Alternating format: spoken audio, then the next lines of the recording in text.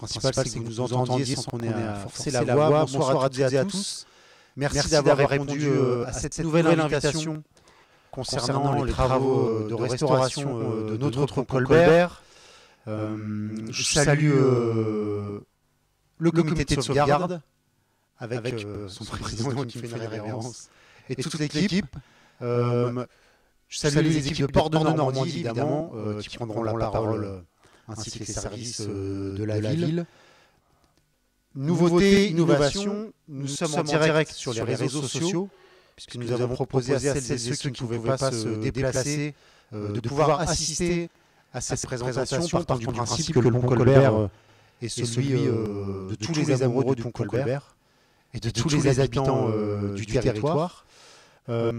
Et en guise d'introduction, je rappelle ceci. Ces travaux de restauration, c'est un peu comme un marathon. Alors là, il y a un certain nombre d'élus de la municipalité. Certains ont fait des marathons, d'autres non. Dominique Patrick, moins. Luc Desmarais, qui est juste à côté, oui. Un marathon, c'est une longue préparation pour être prêt pour courir les 42 km et quelques.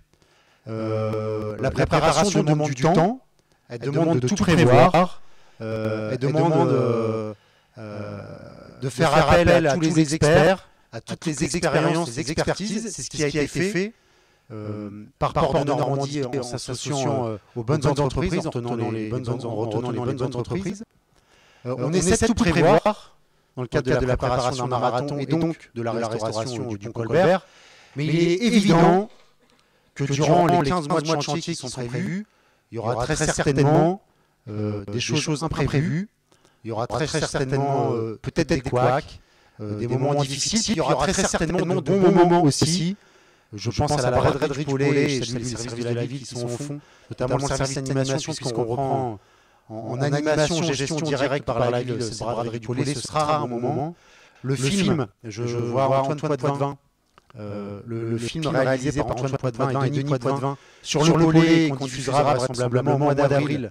ADSN sera également un bon moment. Et puis à la fin du marathon, quand on franchit la ligne d'arrivée, on est toutes et tous fiers d'avoir réussi à tenir. Luc Manger, qui en a déjà fait un, dit oui, c'est ça. Quelques-uns. Quel que soit le temps qu'on met, alors là, on va 15 mois maximum. Mais au bout du compte, on est fiers de franchir la ligne d'arrivée parce qu'on a fourni l'effort et qu'on s'est bien préparé. Et bien moi, je suis convaincu que la préparation qui nous a amené jusqu'à aujourd'hui, il y en a eu des réunions avec vous, entre les services, avec les entreprises, tout le travail qui a été fait par le comité de sauvegarde, avec les citoyens, avec les collectivités, en soutien notamment financier, mais ça j'y reviendrai après, est aussi à souligner, il ne faut pas qu'on l'oublie. Et quand on reposera le pont, qu'on l'inaugurera, il sera tout beau, tout restauré, évidemment qu'il fonctionnera, ce sera aussi une fierté pour la ville, pour les habitants du Paulet, pour toutes celles et ceux qui l'empruntent. Je salue aussi le centre social, les centres sociaux qui sont là, l'Archipel et Oxygène. Ce sera aussi un bon moment, et donc là, on y est, quoi. D'ici un mois, on va vous donner le calendrier dans le détail. Les choses vont encore plus accélérer. Mais je voulais rappeler cette histoire et cet effort à faire collectivement. Moi, je porte le message dans chacune des réunions en disant aux habitants, aux clients des commerces, continuez, il va falloir continuer à aller chez les commerces du Paulet, de l'île du Paulet. Et si vous n'y allez pas, allez-y, parce qu'ils auront besoin de vous. Nous, on va être particulièrement vigilants à nos commerces, à ces commerces. On sera particulièrement vigilants aussi aux habitants du Paulet, de l'île du Paulet, ce qui veut dire que dans les premières semaines de janvier, nous serons présents sur place physiquement pour accompagner, pour répondre aux questions, pour prendre le pouls et savoir quelles sont les nouvelles questions qui se posent et que nous n'avions pas anticipées.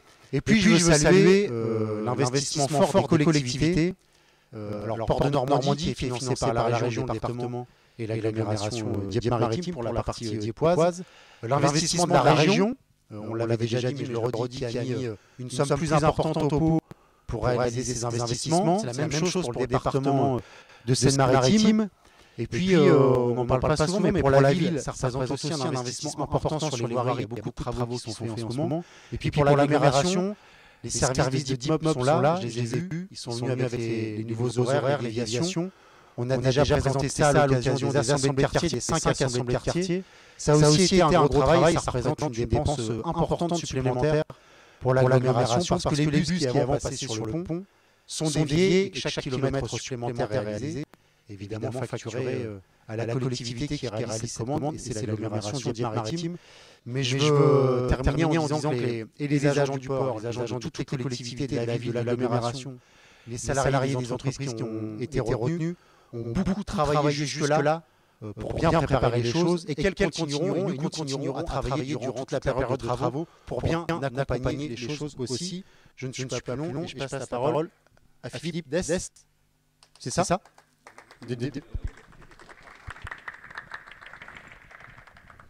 Donc je vais vous tourner le dos, monsieur le maire. Je vais essayer de me mettre comme ça. Mesdames, Messieurs, bonjour. Philippe Dest, je suis directeur de Port de Normandie. La structure syndicale qui associe la région, les départements, les agglomérations propriétaires du pont Colbert. Je ne suis pas venu tout seul. Bertrand Marcet, mon adjoint, est avec moi. Jocelyn Lérien, responsable de l'unité technique de Dieppe. François Thomas, en charge spécifiquement du pont Colbert, et puis qui prend des notes là-bas. Marie-Agnès, responsable de la communication. Je crois, monsieur le maire, merci de vos mots d'introduction. Je pense qu'effectivement, nous sommes tous là avec ce mélange de sentiments totalement contradictoires, la satisfaction, le soulagement d'avoir pu collectivement mener cette opération jusqu'à aujourd'hui, au stade où nous en sommes, donc le démarrage des travaux. Une certaine forme d'excitation aussi intellectuelle, au moins, parce que nous avons devant nous un beau chantier, une appréhension certaine, parce qu'il y aura des phases critiques. C'est un vieux monsieur, je veux dire une vieille dame, c'est un pont, mais c'est un vieux monsieur qui reste une structure à laquelle il faut faire attention. Et puis peut-être surtout une responsabilité totale sur la bonne conduite du chantier, vous l'avez souligné, monsieur le maire, mais voilà, il y a des engagements qui ont été pris, il y a eu la volonté de minimiser autant que faire se pouvait l'impact sur les circulations dans l'agglomération et puis sur la population du Pollet. Ça a conduit les collectivités à accepter une dépense supplémentaire de pratiquement 1,5 million d'euros sur la passerelle que nous vous présenterons.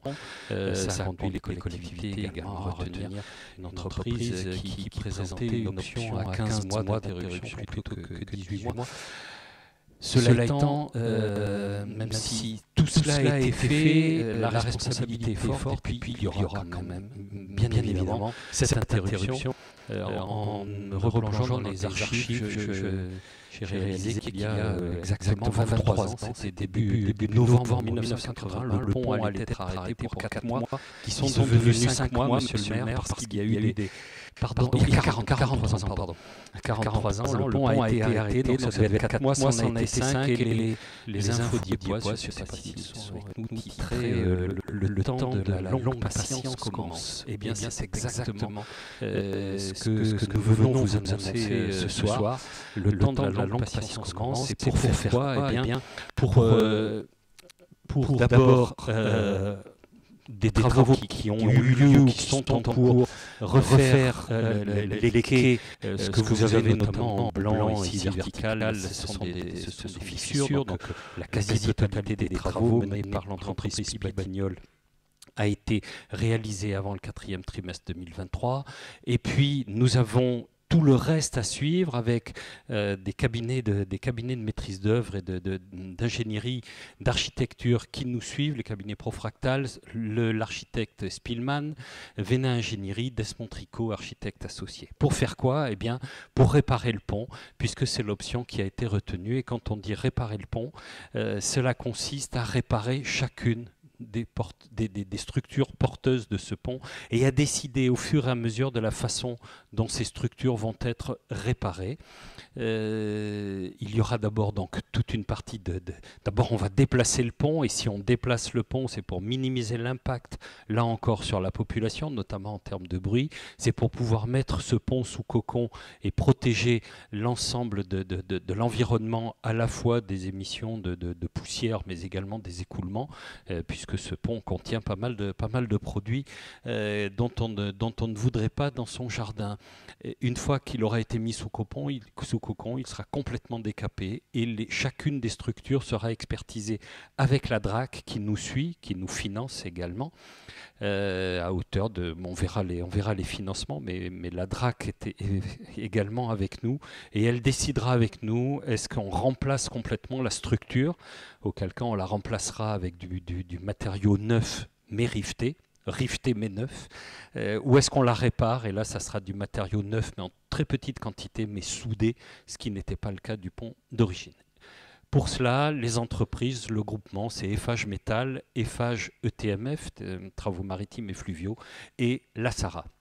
Et enfin, la cerise sur le gâteau, ça sera la mise en lumière, l'éclairage de ce pont avec des simulations qui ont été faites. Dernier point technique peut-être, et j'en finirai là, le trottoir nord va être élargi, avec un passage qui sera porté à au moins 2,50 mètres. Comment va se dérouler ce chantier ? Eh bien, les aires d'implantation du chantier, vous les avez ici. Nous avons l'aire actuelle d'effacement du pont et le parking ici qui seront mobilisés par la basse vie et pour des travaux notamment de réparation des quais. Nous aurons en rive gauche tous les abords des quais, notamment pour le positionnement de la passerelle piéton. Et puis, le long du cours de Dakar, sur des terrains que nous avons acquis il y a 2-3 ans maintenant, le pont sera amené, positionné, mis sous cocon et réparé. Les travaux d'aménagement, vous les avez peut-être vus ou sans savoir nécessairement à quoi ils correspondaient. Eh bien, nous aménageons la plateforme le long du cours de Dakar pour y positionner l'ouvrage. On sera beaucoup plus éloigné des habitations que là où est le pont actuel et il pourra être mis sous cocon. Donc normalement, les impacts, notamment en termes de bruit, seront totalement minimisés. Le déplacement du pont. Comment ça va se passer ? Ce que nous avons vu avec l'entreprise, c'est que nous n'interdirons pas la circulation sur le pont avant que la passerelle pour les piétons ne soit opérationnelle. Cette passerelle pour les piétons, les travaux sont en cours, les travaux de préparation sont en cours. Elle devrait être opérationnelle. On reviendra sur le planning, mais elle devrait être opérationnelle pour le 22 janvier. Le 22 janvier, donc on interrompt la circulation sur le pont et les entreprises préparent le pont pour son déplacement. Déplacement qui en fait consiste à, une fois qu'il est sur son aire de repos, à le positionner sur une barge et sur des chariots, à l'amener ensuite dans le bassin de Paris, puis arriver sur le quai. Les chariots que j'évoquais le feront translater jusqu'au pont. Le 22 janvier, mise en service de la passerelle, interdiction de passage sur le pont, et normalement 9 février, déplacement du pont. Tout ça aujourd'hui, c'est le planning que nous avons en tête. Vous comprendrez que les entreprises ne déplaceront pas le pont si la météo n'est pas favorable. C'est-à-dire que je ne peux pas vous dire que le 9 février à 11h11, le pont sera déplacé. Nous déciderons, et l'entreprise qui en a la responsabilité décidera en fonction des conditions réelles, notamment météorologiques, et puis de son degré d'avancement, le cas échéant sur la préparation de l'ouvrage. On aura une interdiction pendant 48 heures de navigation dans l'arrière-port, le bassin du Canada, le bassin de Paris. Vous comprenez effectivement que le déménagement du pont va prendre un peu de place. Auparavant, nous aurons donc mis en place une passerelle rotative à énergie électrique, donc normalement sans impact en termes de nuisances sonores, une rampe, des garde-corps de part et d'autre. Elle sera accessible aux personnes à mobilité réduite. On a quelques aménagements à faire en coordination avec la ville pour faciliter au mieux l'accession pour les personnes à mobilité réduite. Par rapport à la précédente réunion, nous avons travaillé avec l'entreprise. Nous avions jusqu'à présent une limite de 40 km/h de vent. L'entreprise a porté cette limite à 50 km/h. Donc on aura une plage plus importante encore d'utilisation de la passerelle. Elle sera conduite par l'entreprise. Elle s'ouvrira comme le pont Colbert à la navigation sur demande, avant la pleine mer et après. Elle sera fermée à la circulation piétonne quand le vent sera trop fort, à partir de 50 km/h. Il y aura priorité à la navigation, donc la passerelle sera mise sur le côté. Cette passerelle, elle va être là pendant 15 mois, vous l'avez donc compris. Et au bout de 15 mois, elle partira. Ça peut être la grande oubliée de cette opération, alors que vraisemblablement, elle aura été un élément essentiel de la vie du quartier. Et elle sera peut-être jamais baptisée si on attend, comme le pont Colbert, plusieurs dizaines d'années avant d'y penser. Mais voilà, une petite pensée pour la passerelle, parce que c'est quand même pas neutre. Non, non. Passerelle Marie-Agnès, c'est une passerelle. Donc, pardon. On va faire, oui, on la mettra sur un rond-point, oui, c'est ça. Non, je crois qu'elle est louée, je crois. Hein, elle est recyclée, en fait. Hein, elle repartira. Non, elle va repartir. Elle va repartir. Je vous le disais, donc, 50 km/h, statistiquement, c'est 20 jours par an. Ça ne signifie pas que ça sera aussi mathématique que ça, d'abord parce que le vent ça change souvent, ensuite parce que si on a un navire en prévision et que les vents frôlent les 50 km/h, on prendra sans doute par sécurité la décision de la mettre sur le côté, et puis on peut aussi ne pas avoir de navigation, et donc la décision sera prise par l'entreprise de savoir si elle est laissée en place ou pas. Lorsqu'elle ne sera pas praticable, eh bien, le circuit, c'est celui que vous connaissez tous. Ça sera le circuit par la passerelle de l'Amiral Roland, qui sera accessible par la rue Robbe, qui a été remise en état, tout comme l'éclairage, et puis le quai Guinemer, qui lui sera protégé par des blocs béton pour avoir à la fois pour guider et protéger par rapport aux chutes. Certains d'entre vous connaissent peut-être déjà l'application Citycomi qui vous prévient lorsque le pont Colbert ou le pont Angot sont ouverts. C'est une application gratuite, téléchargeable sur votre téléphone. Nous allons prendre un abonnement spécifique pour la passerelle pour indiquer quand est-ce qu'elle est fermée ou ouverte. Et vous aurez en temps réel des notifications. Alors, il n'y a pas de préavis en fait, hein, la passerelle elle est ouverte ou fermée, vous n'avez pas, elle va fermer, elle va s'ouvrir, mais vous savez à peu près quel est l'état du fonctionnement. Je vous le disais, les travaux pour la mise en place de la passerelle ont débuté dès cette semaine. Vous avez donc sans doute pour certains vu les palissades qui protègent le chantier. Et donc qui sont la préparation pour le montage de la passerelle. Plan général de déviation, c'est encore moi ou c'est Sophie? C'est moi.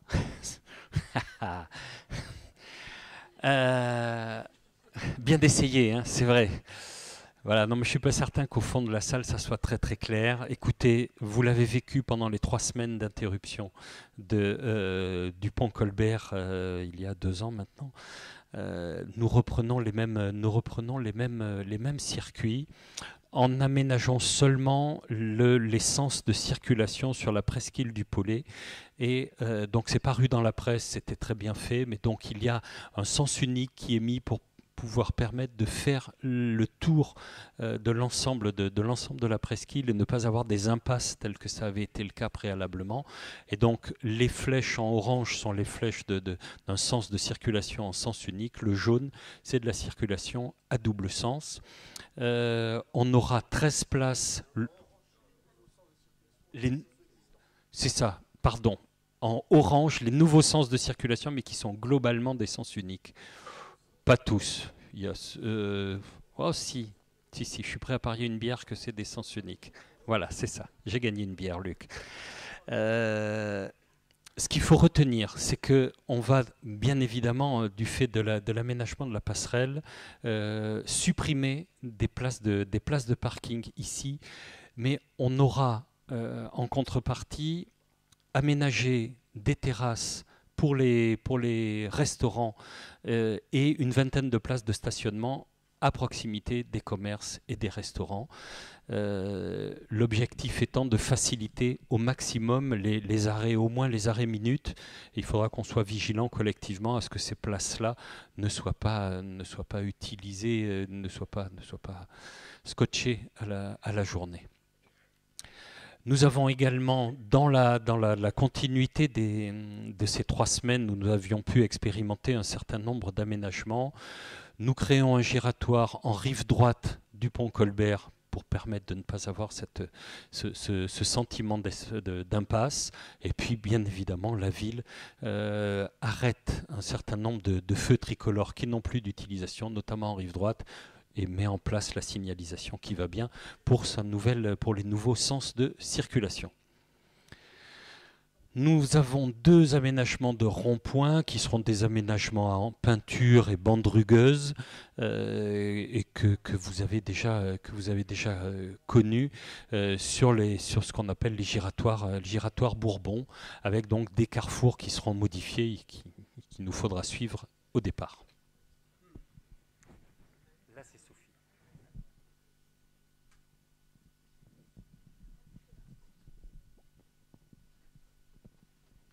Merci. Oui, donc alors pour compléter ce que Monsieur Dess disait, on a travaillé avec le port depuis pas mal de temps, et sur la base de l'expérience des 3 semaines donc de fermeture en 2021, et aussi sur la base des remontées que vous, habitants, vous pouvez nous faire par rapport notamment aux vitesses constatées dans vos rues. Et c'est vrai qu'on savait que sur la route départementale numéro 1, on constate des vitesses qui vont au-delà de ce qui est autorisé. Pour rappel, donc je vais vous parler. Ah, il faut peut-être que je le mette en marche. Voilà. La route départementale numéro 1, ici on est on a la résidence autonomie. On est très exactement ici, école Vauquelin. Et donc on va ici jusqu'à la route de Bonne Nouvelle et le cours Bourbon est ici.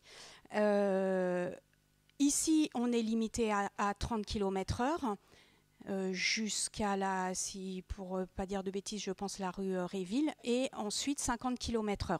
Malheureusement ces vitesses, donc comme je le disais, ne sont pas toujours respectées, d'où une proposition en fait de jalonner avec des aménagements ralentisseurs, des aménagements de sécurité tout au long de ce parcours. Alors, on crée de la contrainte, hein, c'est sûr, mais c'est le seul moyen de faire ralentir les véhicules. Alors, je ne vais peut-être pas rentrer dans le détail, mais peut-être déjà vous parler de là où on se trouve, où on va avoir un marquage devant l'école. Donc, vous avez peut-être déjà constaté, on a mis en place des coussins béton ralentisseurs. Et on va donc avoir... Oui, la photo, c'est très bien. On a les coussins et donc on va réaliser un marquage, alors qui n'est pas celui qu'on retrouve sur le petit plan, et je pense qu'on ne retrouve pas sur les slides ce qui va être fait au final. Ça va être des coquilles Saint-Jacques de toutes les couleurs. Ce sont les écoliers ici même qui ont voté. En fait, ils avaient le choix entre le dessin géométrique qu'on voyait sur le plan et les coquilles Saint-Jacques, et en bon diépois, ils ont voté pour les coquilles Saint-Jacques colorées.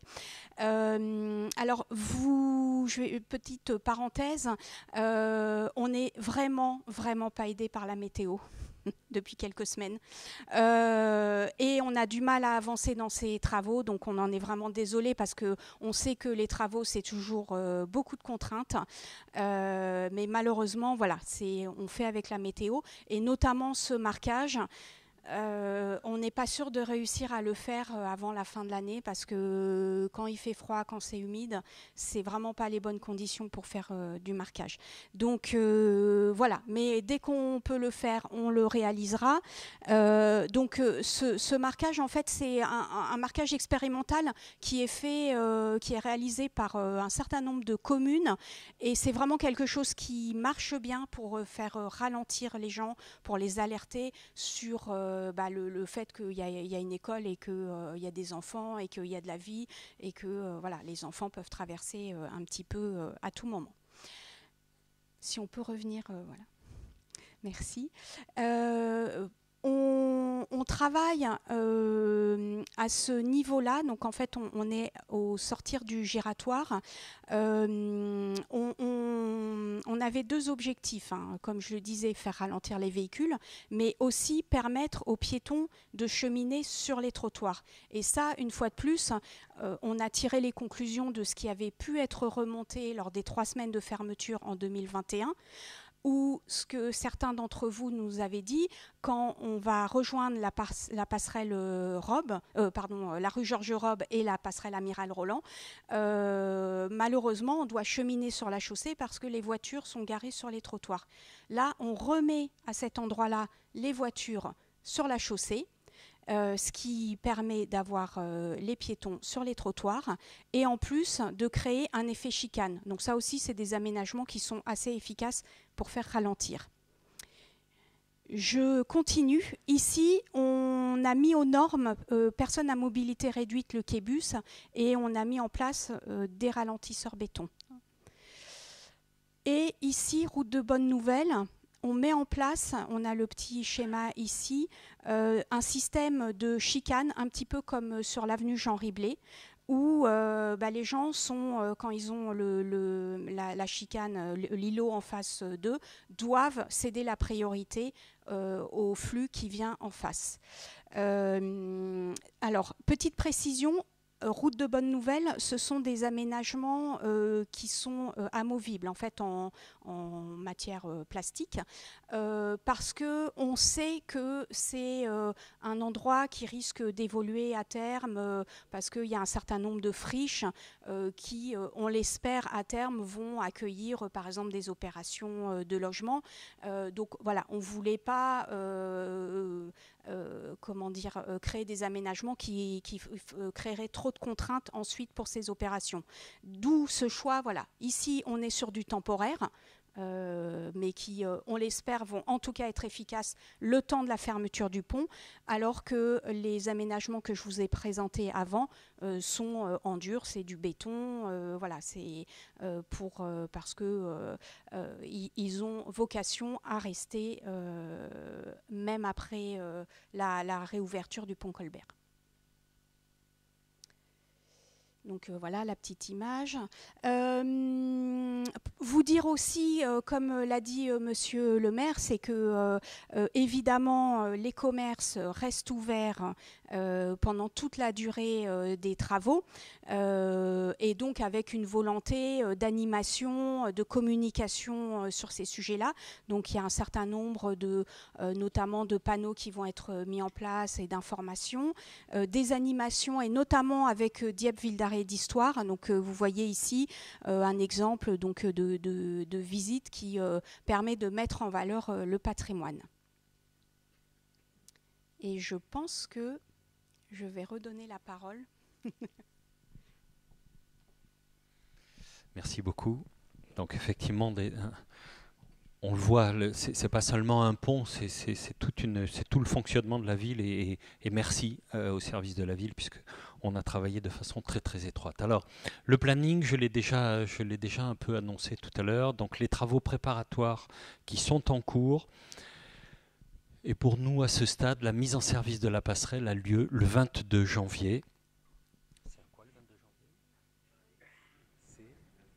C'est un lundi. D'accord. Bon, on reviendra sur le planning, mais effectivement, pour nous, les grandes dates, mise en service de la passerelle piéton le 22 janvier. Qui sera le premier à passer sur la passerelle piéton? Ça, c'est aussi une question à poser à Monsieur le maire. Simultanément. Pardon?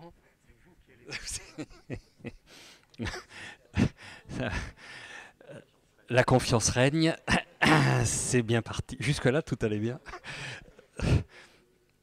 Le même jour, donc, dès que la passerelle est en service, nous interrompons, et là, pour 15 mois, la circulation piétonne et automobile sur le pont Colbert. Aux environs du 9-10 février, le 9 c'est un vendredi, ça j'ai regardé, le 10 c'est un samedi, aux environs du 9-10 février, le pont est déplacé et il est amené sur le cours de Dakar.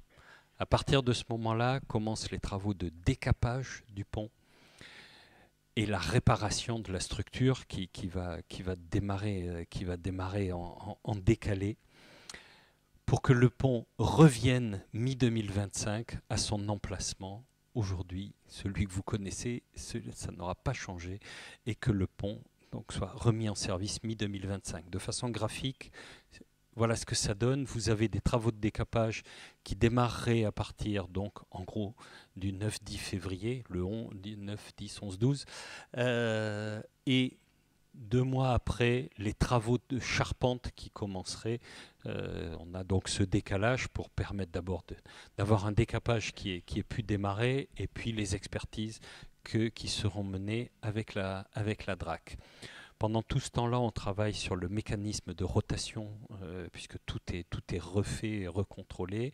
On travaille sur la cabine de contrôle, sur les abords de la cabine, et puis sur le bâtiment additionnel qui est mis pour installer la téléconduite. Et enfin, à partir en gros de décembre l'année prochaine, donc pile dans un an, la mise en peinture qui intervient toujours sur le cours de Dakar. Retour du pont en mars 2025, essai et mise en service et finition. L'objectif, et ça avait été longuement vu, et c'était une demande de monsieur le maire, à partir du moment où on avait 15 mois, et ça a été l'un des arguments du choix également, c'était de n'avoir qu'une seule période estivale qui soit impactée par les travaux du pont, ce que nous permet le planning que je vous présente aujourd'hui. Je crois que j'ai quasiment fini la présentation. Il nous reste bien évidemment à saluer honnêtement l'effort des collectivités. La restauration du pont, c'est 14,5 millions. La passerelle, c'est 1,4 million €. Les réparations du quai, la mise en lumière, on est à 750 000 €. La salle des machines, 300 000. On a prévu des aléas pour 1,3 million. Ça peut vous sembler énorme, ça sera peut-être insuffisant. Et on en a déjà consommé un peu, mais il ne faut pas trop le dire quand même. Mais voilà, c'est un chantier de cette ampleur, il y a des aléas, on le sait, il y en aura. Le tout est de savoir les maîtriser et les financer. La maîtrise d'œuvre qui nous accompagne, 1,2 million €.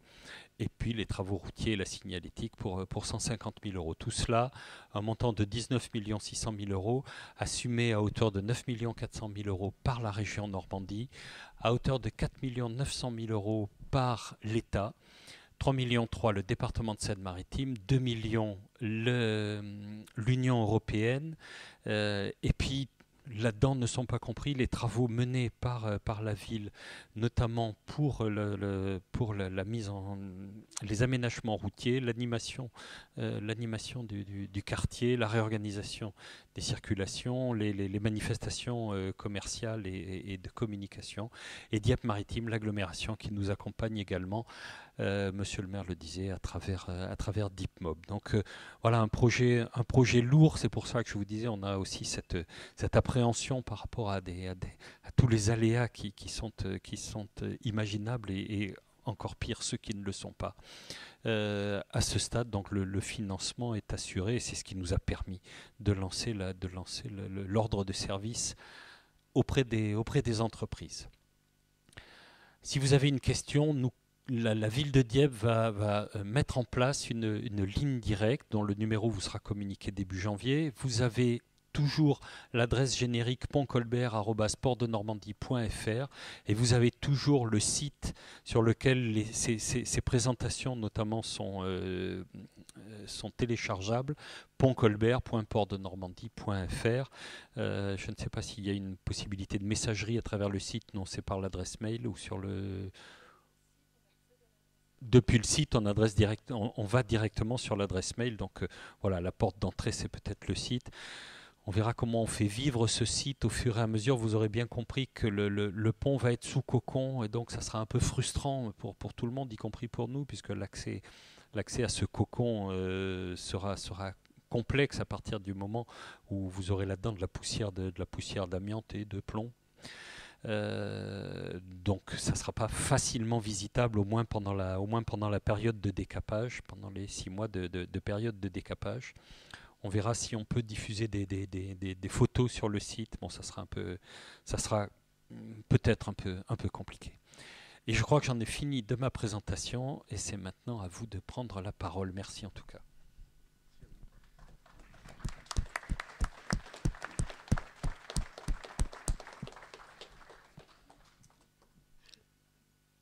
Bruno, il y a un micro qui peut se balader. Il y en a même 2.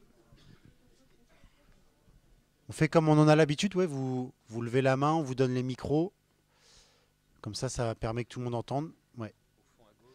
Alors, Bruno, c'est toi qui donne les micros, c'est ça? Je ne sais pas si on a étudié le problème des enfants qui habitent l'île du Pollet et qui vont à l'école Vauquelin et qui passeront sans doute sur la passerelle, mais lorsque la passerelle ne sera pas en activité, est-ce qu'on a prévu un autre moyen de transport, une navette ou je sais pas?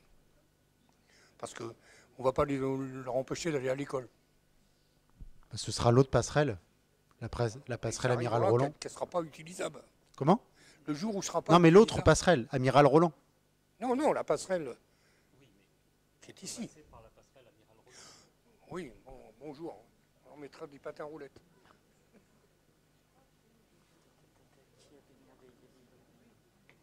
Bonsoir, donc j'aimerais savoir par rapport aux... Alors, attendez, ouais, rapprochez le micro s'il vous plaît. Allô, bien oui. dans le micro, ouais. Oui, bonsoir, j'aimerais savoir par rapport aux arrêts de bus, rien n'a été parlé pour savoir où seront les nouveaux arrêts de bus. Est-ce qu'il y aura une autre réunion pour cela ou pas? Les arrêts de bus. Non, c'est vrai que comme on l'a présenté dans toutes les assemblées de quartier, on ne s'est pas dit qu'on allait le représenter, mais on peut? Bah non, mais viens prendre le micro, Luc, vas-y. Viens. Oui, bonsoir. Les collègues de DeepMob sont là, ils peuvent aussi intervenir sur le réseau de bus. Donc les arrêts de bus qui sont près de la RPA sera neutralisés. Les 2 arrêts de bus qui fonctionneront pour la desserte des lignes seront ceux qui sont devant l'école, juste ici, de part et d'autre de l'école. Bonsoir. Je n'ai pas bien compris, là, est-ce que les ralentisseurs et les chicanes sont bien prévus rue Bonne Nouvelle, entre le rond-point et la route de Bonne Nouvelle? Parce qu'on confond souvent rue Bonne Nouvelle, route de Bonne Nouvelle.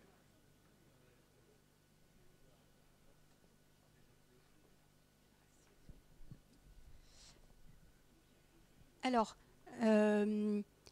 route de Bonne Nouvelle, donc on est d'accord, ça va d'ici jusqu'à l'avenue Jean Riblet, si je ne dis pas de bêtises. Ouais, ça va être mieux. Oui, c'est ça. Mais oui, alors, oui, c'est sur... Bonne Nouvelle. Rue de Bonne Nouvelle. C'est-à-dire toute la zone 30, en fait. Excusez-moi. Toute la zone 30, en fait. Oui.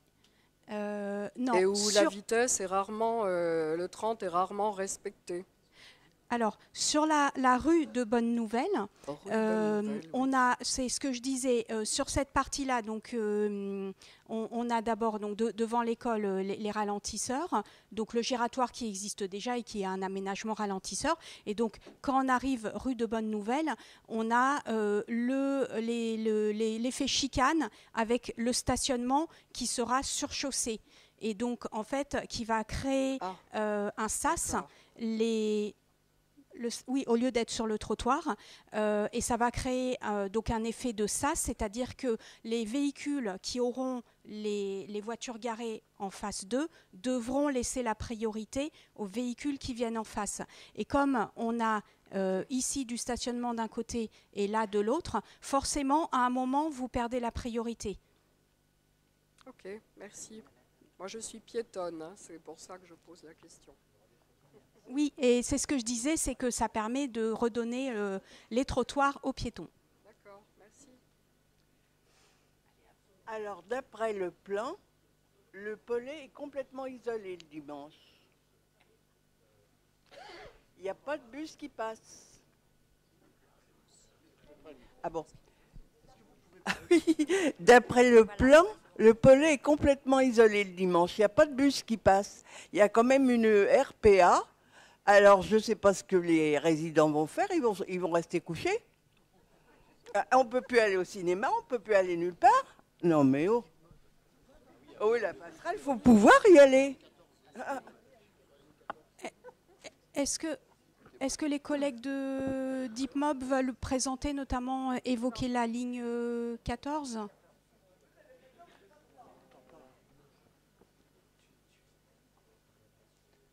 Avec le filaire. Tu vas peut-être avec le filaire, non? Oui, fais ça.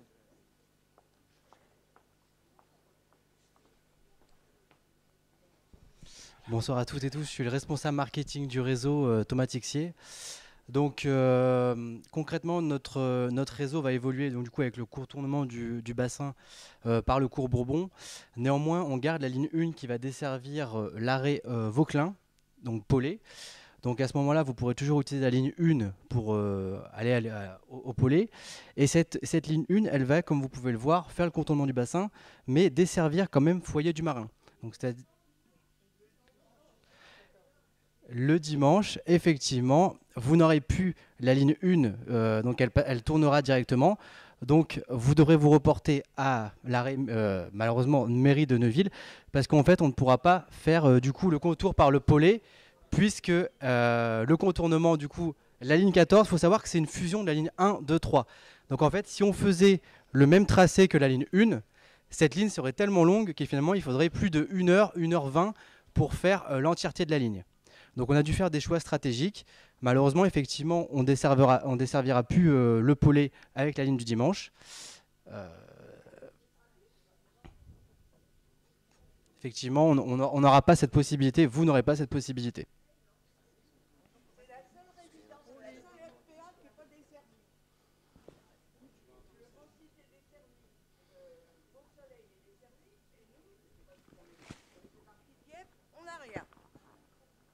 Oui.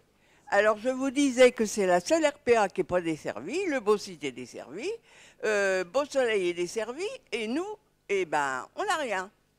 Parce qu'on est sur Dieppe. C'est bien ça.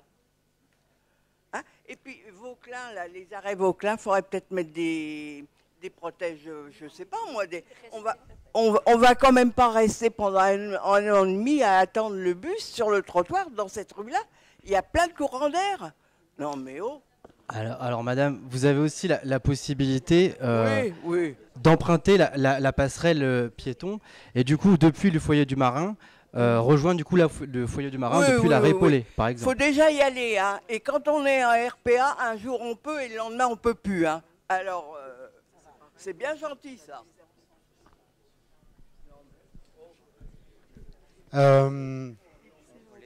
Est-ce que les travaux sur le pont vont modifier des habitudes? Oui. Est-ce que ça va modifier des habitudes pour tout le monde? Oui. Est-ce que on pouvait prendre tous les aménagements possibles comme s'il y avait le pont, en mettant autant de bus qu'en semaine le dimanche, et que tout ça ce soit absorbable économiquement? La déviation, ce schéma-là de transport pour l'agglomération, parce qu'au bout du compte, DeepMob met des bus, mais c'est l'agglomération et c'est vous qui payez. C'est avec vos impôts, majoritairement. C'est 300 000 € de plus à l'année. En plus, même si vous ne payez pas d'impôts, ça reste de l'argent public. Donc c'est quand même de l'impôt, c'est l'argent de tout le monde. Donc c'est déjà 300 000 € de plus. Philippe Dess a présenté le coût des travaux sur le pont, le coût de la passerelle parce qu'on s'est fortement mobilisé et il fallait cette passerelle. D'ailleurs, le coût de la passerelle, c'était le coût d'une ligne dédiée. Comme on avait pu le mettre en place pendant 3 semaines, ça aurait coûté autant pendant 15 mois. Et donc, il valait mieux avoir la passerelle pour que l'accès soit plus direct et que le quartier ne soit pas coupé. Après, je vous entendais dire le cinéma. Mais oui, mais si on veut sortir le dimanche... Bon, attendez, je vous réponds. pour certaines activités, à mon avis, il y a des choses qu'on peut décaler entre le lundi et le samedi, quand tous les bus passent. Et puis après, s'il y a absolument des choses qu'on veut faire, il y a la passerelle qui est disponible, évidemment que ça va changer. Et puis même si on voulait aller prendre le train, alors il faut prendre la passerelle, et puis comment on fait? Aller prendre le bus au Pollet? Mais vous vous rendez pas compte, il y a des personnes qui ne peuvent pas le faire. Vous, à mon avis, avec DeepMob, c'est faisable le dimanche. Avec quoi? Avec DeepMob, avec le transport à la demande. On va s'arranger. Ah bah oui, à ce moment-là, bon. d'accord. Et puis je suis sûr qu'on fait le bilan dans 15 mois. Et il n'y a pas grand monde qui aura pris le train spécifiquement le dimanche quand il n'y a pas le train. Mais le sujet, il est super compliqué, donc on prend toutes les questions, mais il ne faut pas non plus qu'on aille chercher toutes les questions auxquelles on ne peut pas répondre, juste pour se dire que ça ne va pas à la fin quand même. Malgré tout ce qu'on vous a présenté, tout le travail d'anticipation qu'on a fait en ayant plusieurs réunions avec les habitants, en y revenant à chaque fois dans toutes les assemblées de quartier. Et donc, il va forcément y avoir quelques failles et quelques habitudes qui vont devoir changer. Voilà. Et on fait tourner la parole. Et pour les abris, c'est compliqué d'installer des abris pour 12 mois parce que ça fait changer tout le trottoir. Voyez? Et puis si on met des abris là sur le trottoir, il n'y a plus de place sur le trottoir. Je sais. Je sais.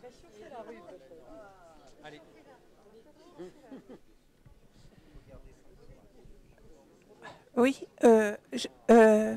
Est-ce qu'il serait possible, quand vous nous donniez dans le détail, ça a peut-être déjà été fait, je ne sais pas, l'emplacement des parkings qui vont disparaître, qui seront absolument inaccessibles pendant toute cette période? Alors en fait, on a 13 places quai de l'Isère qui vont être supprimées. Ce sont les... J'imagine que le parking devant la poste du Pollet disparaît. Non, la photo de l'emplacement des chantiers, tout au début. Puisque... Voilà, vous avez en fait ici, à partir donc sur le quai de l'Isère, sur cette rue qui débouche ici, vous avez l'emplacement de la passerelle. Et donc ces places-là vont disparaître. Mais on n'est pas devant la poste. Et le parking devant la poste, de quelque façon que ce soit, est tout à fait inaccessible? Non, absolument pas, madame. Non, il sera accès. Au contraire, voilà, nous créons une vingtaine de places de stationnement à proximité des commerces et des restaurants. Et donc, notamment, tout l'espace aujourd'hui qui est ici conserve sa capacité de stationnement. Est-ce que je me trompe si je dis que la poste est ici, à peu près? C'est celle-là, donc. D'accord. Et on a les zones bleues sont les parkings de stationnement minute nouvellement créés. D'accord, merci. Merci.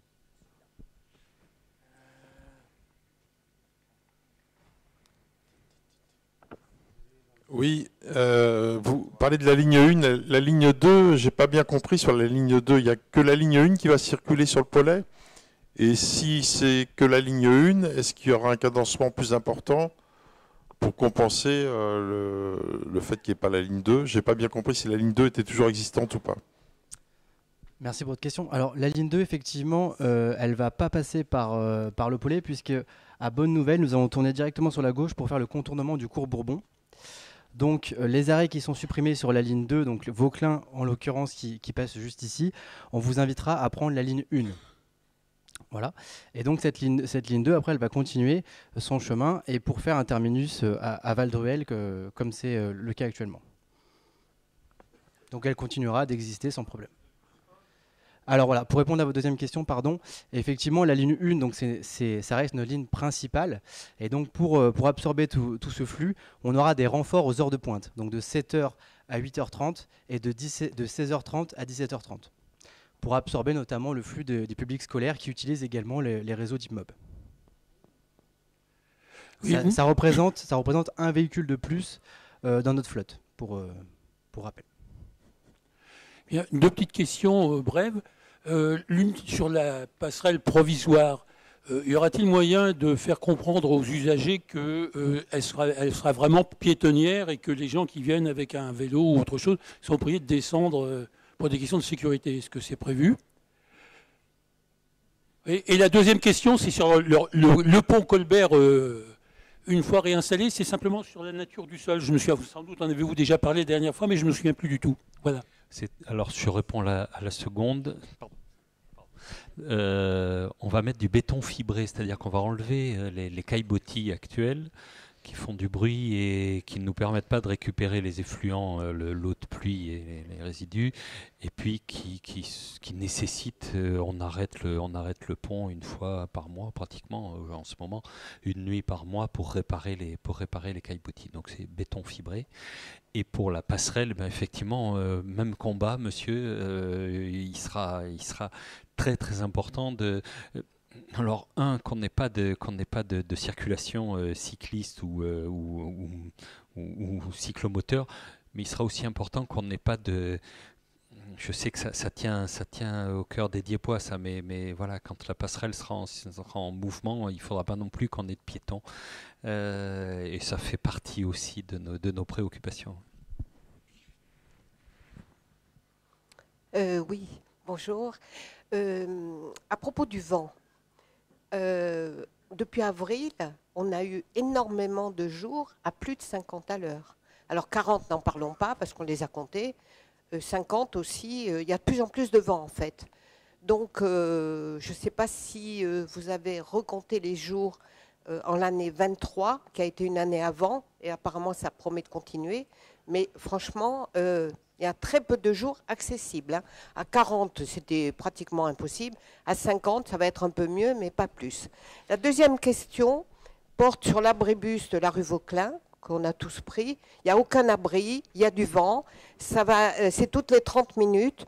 Alors, vous nous dites qu'il n'y a pas de place pour les abris. OK, ben déplacez l'arrêt et vous mettez un abri. Parce que franchement, c'était assez insupportable pendant et encore c'était l'été, pendant l'été, les 3 semaines. Donc, si vous pouvez déplacer l'arrêt avec un abri, ce serait bien. La troisième, c'est à propos de la navette électrique qui roule à vide les 3/4 du temps. Je sais parce que je la prends. Vous ne pouvez pas la mettre sur ce contournement, la navette électrique? Alors je vais répondre à votre première interpellation plus que question. Quand je vous parle d'un vent de 50 km/h, je vous parle pas des informations nationales ou même du vent qui est pris sur Dieppe. Je parle de ce qui sera mesuré au niveau strict de la passerelle. D'accord ? Ça, c'est le premier élément de réponse. Le second, on a acheté une passerelle à 40 km/h qu'on a pu optimiser avec l'entreprise à 50 km/h. On ne sait pas aller plus loin. Enfin, on est déjà à 1 million, pratiquement 1,5 million d'euros. Et donc, c'est la limite à un moment, il y a une limite de la technique. On peut pas avoir un ouvrage provisoire qui résiste non plus à des tempêtes. Aujourd'hui, quand je vous annonce donc une vingtaine de jours par an, c'est à ce niveau, au niveau mesuré de la passerelle. Sur les bus, je suis un peu plus limité. Je vais au moins répondre sur la question de la navette électrique. Donc, elle fonctionne et elle marche plutôt bien. Donc, je suis un peu surpris quand même que vous remarquiez qu'elle fonctionne à vide. C'est une navette qui est quand même très utilisée. Elle est gratuite, donc elle offre un service pour un public. Et la particularité, donc on ne peut pas la mettre sur des offres kilométriques trop importantes parce que d'une part, l'autonomie de cette machine, donc c'est une petite capacité, donc elle ne pourrait pas absorber l'ensemble du flux de passagers des lignes principales du réseau. En termes d'autonomie, elle ne pourrait pas fonctionner toute la journée. Donc il faut savoir qu'entre les services du matin, on est obligé d'aller la recharger au dépôt entre midi et 2. Donc en fait, en termes de contraintes techniques, on est limité par rapport à ce véhicule qui ne pourrait pas absorber d'une part les usagers et assurer la continuité des services toute la journée. Et concernant les arrêts, on a déjà répondu sur la possibilité de l'étroiteté de la voirie pour installer un abribus.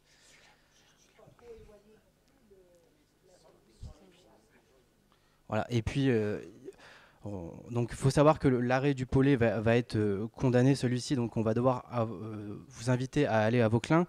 Ça reste 200 mètres, donc c'est des possibilités aussi de vous abriter au Pollet et de venir ici après, une fois que le bus à 2 minutes approche, par exemple. Ça peut être une solution alternative. Au Pollet ?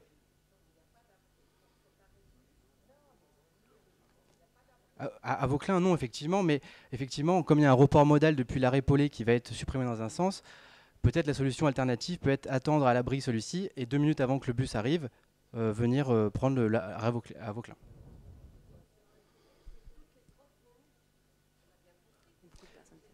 Le cadencement de la nouvelle offre, ça sera un bus toutes les 30 minutes, effectivement. Alors, on a fait on est allé à la rencontre avec Monsieur le maire des différents quartiers pour informer du nouveau réseau. On a créé une page dédiée, donc si vous avez des questions par rapport à une nouvelle ligne, donc c'est deepmob.fr, vous allez avoir un pop-up directement qui va arriver sur le site internet qui vous invite à cliquer dessus et découvrir les lignes. Donc en fait, chaque ligne est détaillée avec les différents aménagements qui vous sont proposés et vous pouvez également télécharger les fiches horaires pour déjà anticiper quel sera le réseau à partir du 8 janvier.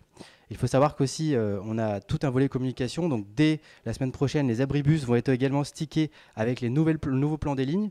À partir du 15 décembre, effectivement, il y aura aussi un véhicule qui va tourner dans toute la ville pour informer l'ensemble des usagers que le réseau va changer à partir du 8 janvier. Donc, vous aurez à la fois les bus, à la fois les véhicules. Et bien sûr, si vous avez des questions, vous pouvez toujours aller à l'agence commerciale. Ou là, je suis venu également aussi avec les nouvelles fiches horaires. Donc, s'il y a des gens qui n'ont pas eu encore les fiches horaires des nouvelles lignes à partir du 8 janvier, vous pouvez venir me consulter. Je vous les donnerai avec plaisir. Alors voilà, nous, le réseau DeepMob est calibré sur le 8 janvier. Donc, à partir du 8 janvier, nos lignes vont emprunter la déviation. Donc on n'avait pas encore les dates exactes du pont, mais ça permettra d'avoir aussi un retour potentiel sur la circulation, les déviations, et nous adapter pour être prêts lorsque le pont sera déplacé. Et exactement, voilà, c'était aussi pour ne pas perturber les scolaires, donc ils vont être informés avant de partir en vacances qu'à partir de la rentrée, les lignes vont changer, ils ont déjà les horaires pour qu'ils puissent anticiper leurs besoins de mobilité. J'ai une question concernant la circulation, puisque toutes les voitures vont devoir passer par le même itinéraire. Est-ce qu'il est prévu de vraiment conseiller aux voitures de passer un peu plus haut pour aller vers Dieppe, de façon à ne pas engorger la route Bonne Nouvelle, puisqu'il va y avoir des chicanes en plus, donc les gens vont klaxonner, il faut, voilà, ça. Et puis par ailleurs, effectivement, il y a les piétons, les personnes âgées. Je pense que la passerelle Roland va être très sollicitée. Et il faudrait vraiment qu'il y ait un aménagement bien fait jusqu'à la passerelle Roland pour qu'on puisse utiliser, y compris quand on est à vélo, même si on se met à pied avec le vélo à côté. Mais je pense qu'on va utiliser beaucoup nos vélos puisque maintenant, il y a un trajet un peu plus long à faire.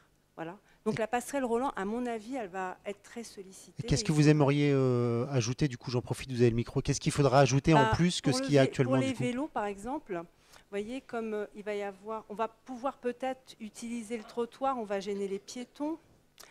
Donc, je ne sais pas trop comment on va faire. Parce qu'on est quand même, il va y avoir beaucoup de circulation et on va prendre beaucoup de risques, je pense, en tant que cycliste. Donc, vous savez, sur la portion de la route Bonne Nouvelle là, qui mène ensuite vers Robes, et ensuite, voilà. Là, ça va, sur cette petite rue-là, ça va. C'est juste avant la petite portion. Là, on va être sur le trottoir, on va gêner les piétons. Je sais pas, je sens qu'il va y avoir un truc, surtout s'il y a beaucoup de circulation. Voilà, donc c'est surtout le flux de... Il ne faudrait pas qu'il y ait trop de circulation, mais je ne sais pas trop comment vous allez organiser ça. Mais avant, vous serez en vélo, c'est ça la question? Oui, mais justement... Mais du coup, vous ne serez pas sur le trottoir si vous êtes en vélo, si? Bah, s'il y a comment dire, les stationnements côté route, c'est dangereux. Les voitures vont... Vous voyez, on va gêner les voitures. Après, on est sur une zone 30, j'entendais Sophie Achard dire ça. On est sur une zone 30, donc partagée aussi voiture-vélo. Après, il y aura aussi la passerelle temporaire qui va rester là 15 mois, qui sera accessible on va gêner les avec gens, vélo à condition d'être accompagné. Hein. Ouais. Ce ne sera pas interdit au vélo, mais il ne faudra pas être dessus. Elle est plus étroite, hein, cette passerelle, je crois. Non, elle n'est pas plus étroite. Non, elle est pareille. 2 mètres. 2 mètres de large. Ouais. Ah bon, d'accord. Ça passe. Et attendez, votre première question, c'était... Ah, sur la circulation et pour dévier. Vous voulez répondre, les services, Luc ou Sophie? L'enjeu, c'est que le gros flux de voitures qui ne vient pas au Polé, qui ne passe pas par le Polé, par l'île du Polé, prennent la rocade. Même pas les coteaux, mais la rocade. C'est ça l'objectif, oui. Oui.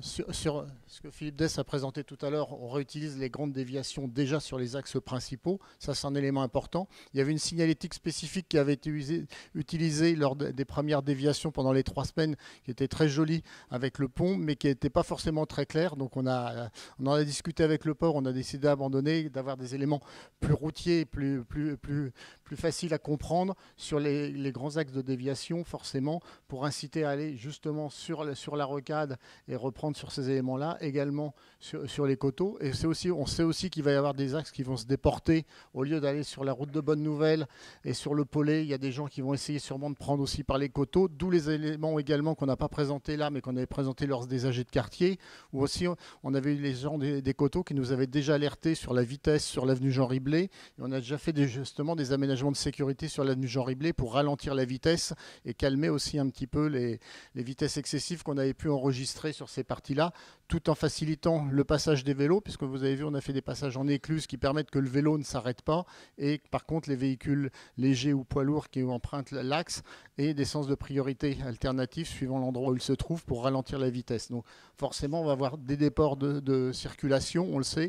On a convenu aussi avec à la fois la direction des routes et les services du port d'être très vigilants sur l'ouverture et d'adapter également et de renforcer la signalétique si besoin également en fonction des observations qu'on va faire dans les premiers jours, puisque forcément il va y avoir aussi des comportements qui vont évoluer, des gens qui vont changer leur façon de se déplacer dans le secteur en fonction de la fluidité ou de la mauvaise fluidité. Il faut également, on travaille également, c'est un élément important, avec le port, avec les services de la sous-préfecture, sur également voir pour adapter les sorties d'éoliennes, pour éviter éventuellement l'heure de pointe également, parce que vous avez dû être tous à un moment ou à un autre victimes d'un bouchon sur Normandie-Sussex ou pour l'entrée sur ces éléments-là, et de voir comment éviter que les sorties d'éoliennes se fassent sur les heures de pointe du matin, du midi ou du soir, et d'adapter ces éléments-là. Par contre, ce n'est pas si simple que ça. Ça peut être facile à dire de modifier ces éléments-là, sauf qu'il faut intégrer toute la chaîne de déplacement jusqu'à l'autoroute, puisqu'en fait, s'ils sortent à une heure décalée ici, ça a des implications sur les traversées des autres villages derrière, mais également sur l'accès à l'autoroute. Et donc, ce n'est pas si simple. Ça peut être un petit problème qui paraît localement facile à résoudre. Effectivement, avec un arrêté, on pourrait dire de telle heure à telle heure, on interdit. Mais par contre, derrière, toute la chaîne de transport peut être modifiée. On travaille étroitement avec les transporteurs et la direction des routes pour essayer d'améliorer ça en parallèle. Et j'ai vu que Michel Mich avait le micro. Juste pour insister, confirmer, permettre au Poltais le dimanche de pouvoir prendre le transport à la demande à partir de ces 2 arrêts-là, je pense que dans la com qu'on va pouvoir afficher, c'est vraiment intégré. Pas sur tout le Pollet, sur toute la ville, puisque quand il y a des lignes, il ne s'agit pas de mettre de transport à la demande en doublon, ça n'aurait pas de sens. Mais de permettre aux habitants du Pollet de pouvoir y faire appel quand ce sera nécessaire. En plus, à mon avis, il n'y aura pas 50 trajets par jour. Ah, ça ne fonctionne pas le dimanche, le transport à la demande. Même pour les communes extérieures. Il y a encore des choses à améliorer. Ok. Mich. Oui, bonsoir. Merci pour toute votre présentation. Très fine. Et je parle au nom du comité de sauvegarde du pont Colbert. Et j'aimerais revenir sur une question technique, et notamment en ce qui concerne le levage et le transport du pont par l'entreprise Sarens, je ne sais pas. Comment ça va se dérouler exactement? Bon, j'ai bien compris que c'était une très grosse barge qui allait transporter le pont jusqu'au quai de Norvège, au cours de Dakar. Et ensuite, je voudrais savoir aussi comment va se passer, une fois arrivé dans le bassin de Paris, comment va se passer le transbordement du pont jusqu'au site que vous êtes en train d'aménager pour la restauration du pont. En fait, c'est effectivement, merci pour votre question, c'est effectivement une opération similaire, c'est-à-dire que le pont est chargé sur une barge, donc le pont est déconnecté de tout ce qu'il rattache à ses mécanismes de rotation, etc., est soulevé par des vérins, des remorques multi-essieux de bonne capacité sont positionnés en fonction du centre de gravité du pont, qui a été d'ailleurs réévalué il y a peu de temps, un vendredi soir, il y a une semaine à peu près, et le poids a été également à nouveau mesuré et s'est avéré très proche des estimations. Eh bien, ces remorques se positionnent sous l'ouvrage et ensuite l'ouvrage est reposé sur les remorques. Et c'est une translation telle qu'elle figure sur ce schéma qui est peut-être pas très facile à comprendre, mais ensuite les remorques se déplacent transversalement par rapport à la direction principale de l'ouvrage. Le chargement sur la barge, pendant que le pont, le transfert de la charge est opéré, eh bien, il faut jouer avec la marée, il faut jouer en ballastant la barge pour assurer les équilibres. C'est pour ça que c'est une opération technique qui va être assez lente, et en même temps qui ne doit pas être trop lente pour bien respecter la contrainte de la marée. Le chargement et le déchargement sont parfaitement identiques. D'ailleurs, c'est ce qui fait que la barge opère un demi-tour dans la zone d'évitage. C'est qu'en fait, le chargement se fait par un côté de la barge, le déchargement doit se faire par le même côté de la barge. Donc on fait faire un demi-tour à la barge pour que ce soit ainsi permis.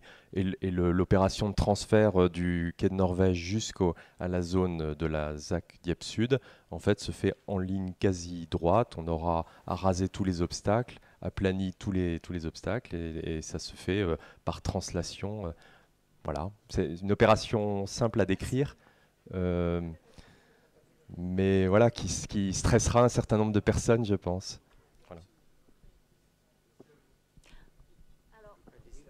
Bonsoir. Dans le même genre de questions, en fait, vous n'êtes pas sans savoir que sur le quai de la Somme et tout aux abords du pont Colbert, quand le pont Colbert s'ouvre, il y a des fortes vibrations, voire un mini-séisme dans les maisons. Et je voulais savoir si la réparation du pont allait modifier cela, et si le pont allait être automatisé ou pas? Alors, d'abord, je parlais tout à l'heure de l'évaluation, du recalcul du poids de l'ouvrage, en fait. Donc, il a été remesuré à 840 tonnes. Et vous imaginez bien qu'effectivement, pour assurer la rotation relativement rapide d'un ouvrage qui fait 840 tonnes, il faut de l'énergie, faut y aller, quoi. Et donc, effectivement, quand on ne veut pas que la manœuvre prenne trop de temps, il y a une forte accélération, il y a une décélération, et parfois, effectivement, au moment de l'accostage du pont, dans un sens ou dans un autre, il peut y avoir soit un choc, soit simplement le pont, pour se recaler au bon niveau, emprunte dans la partie terminale une mini-rampe, et c'est ça qui génère des vibrations dans le sol, etc. Et effectivement, les sols portuaires, qui sont souvent un peu rigides, sont connus pour transmettre ces vibrations à tout le voisinage, et effectivement, c'est sans doute ce que vous ressentez. Donc, dans le réassemblage du pont ultérieurement, tous les nivellements seront refaits, donc les éventuels défauts qui sont peut-être apparus au fil du temps seront corrigés. Mais pour autant, il y aura quand même encore des vibrations, parce que le pont fera toujours 840 tonnes, et ça ne va pas changer, quoi. Donc il faut quand même s'attendre à ce qu'il y ait effectivement un peu de secousse au moment des manœuvres du pont. Autour de tous nos ouvrages mobiles, c'est ce qui se produit, hein, mais c'est lié à la masse, en fait, et à l'énergie qu'on doit déployer. Et pour ça, la question de l'automatisation, en fait, c'est de la téléconduite qu'on met en œuvre, c'est-à-dire que c'est une capacité pour nos agents de pouvoir commander l'ouverture, la fermeture du pont en étant à distance du pont. Mais c'est quand même nos agents qui vont manœuvrer le pont. Simplement, ils sont plus contraints de se rendre à proximité de l'ouvrage. Ils pourront du coup le faire depuis le poste de conduite qui est dans les étages du bâtiment administratif de Port de Normandie, et ainsi commander la totalité des ouvrages de Dieppe, donc le pont Angon, la passerelle Transmanche, et puis maintenant le pont Colbert. Et c'est ce qui va nous permettre de ne pas forcer nos agents à avoir des horaires complètement décalés, et finalement améliorer les conditions de travail de ces agents. Et ça nous permet également de rendre plus homogène la conduite de nos ouvrages. Cependant, on fait bien en sorte que l'ouvrage soit la majorité du temps téléconduit. mais on prévoit aussi que la téléconduite puisse ne pas fonctionner, et donc que les agents se rendant dans la cabine de conduite proche du pont puissent manœuvrer le pont comme c'est le cas actuellement, et on prévoit même un mode complètement dégradé où il n'y a plus rien qui marche, ou plus grand chose qui marche, mais qu'on puisse quand même manœuvrer le pont, j'allais dire presque à la main, enfin bon, je caricature, mais en chantant tous les systèmes un peu électroniques, un peu etc. quoi. En fait, on vise ces 3 degrés pour assurer la fiabilité la plus forte, la plus grande, mais en même temps moderniser quand même l'ouvrage de façon à ce qu'on améliore aussi les conditions de travail de nos collègues. Ça signifie aussi que tout ce savoir-faire qui fait partie du patrimoine du pont doit être transmis, et doit continuer à transmettre et à former nos conducteurs pour la manœuvre de cet ouvrage dans les mêmes conditions qu'aujourd'hui. Une précision, et c'est la question de madame qui m'amène à la donner. La passerelle que nous mettons en place est plus large que la passerelle de l'amiral Roland.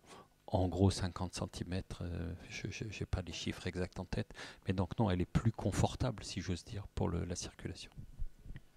Une petite question technique concernant le mécanisme du pont. Est-ce que vous allez le modifier? Il marche toujours à l'eau? Est-ce que ça va être un autre fluide?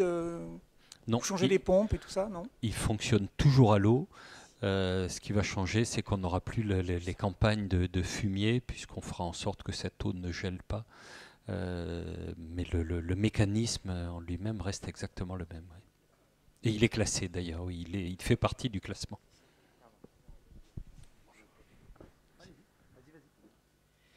Bonjour. Dans la mesure où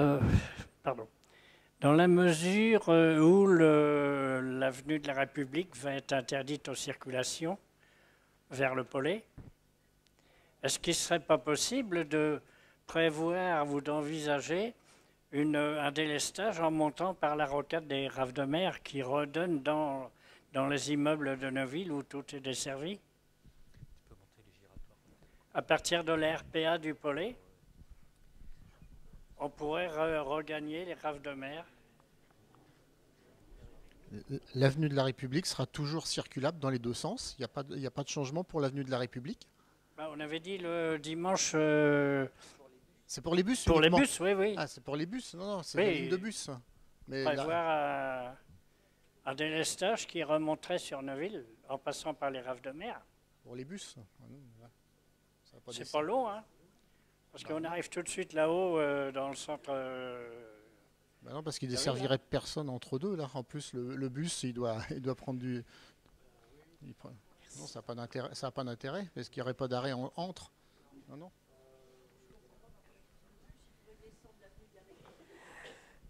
Pour l'histoire des bus, on ne pourrait pas, pour desservir un peu le Pollet le dimanche, faire un passage par le Pollet à une certaine heure et le transport suivant passer par les coteaux? Ça ne serait pas possible?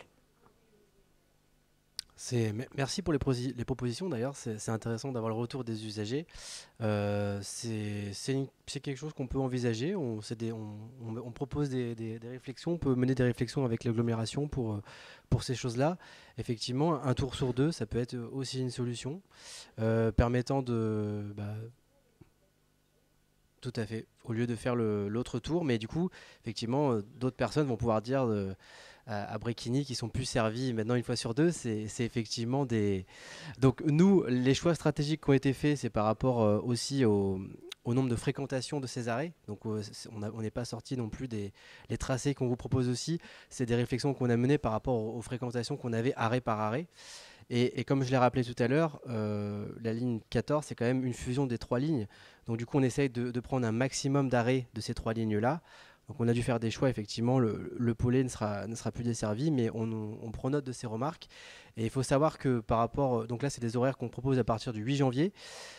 Au regard des... Donc on a aussi un peu d'incertitude par rapport au contournement, combien de temps ça va prendre. Donc on est amené à réflexion aussi d'ici les deux prochains mois pour faire des adaptations de réseau et pourquoi pas intégrer ces nouveautés ou revoir tout ça. On a des incertitudes par rapport à la circulation, donc... ça peut être des propositions qu'on peut soumettre également.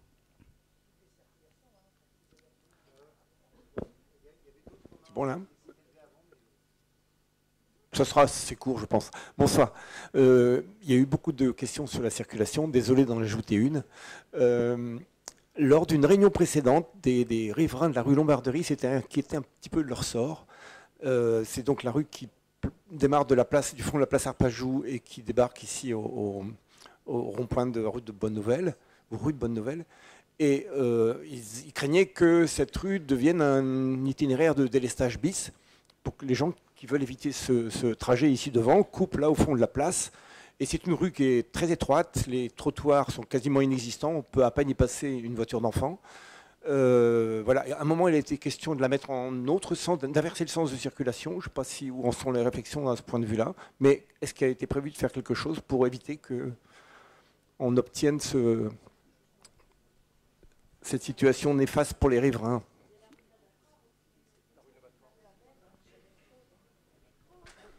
Oui, alors effectivement, on en a déjà débattu. C'est vrai que lors de la fermeture du pont pendant 3 semaines en 2021, il y a eu beaucoup de personnes de conducteurs qui ont emprunté la rue de Lombarderie. Et en plus, ça a créé un conflit avec les piétons qui cherchaient à rejoindre la passerelle Amiral Roland. Donc c'est vrai que c'était particulièrement problématique. La partie piéton, on va dire que dans un sens, on l'évacue un petit peu puisque, a priori, dans la majorité des cas, les gens iront chercher la passerelle provisoire. Donc déjà, on a ça en moins. Effectivement, on avait envisagé pour éviter cet effet chinte d'inverser le sens de circulation, mais lors d'une réunion de travail avec un certain nombre d'entre vous, conseillers de quartier, il nous avait été dit, et à juste titre, que l'effet chinte, en fait, il risquait de se faire dans l'autre sens.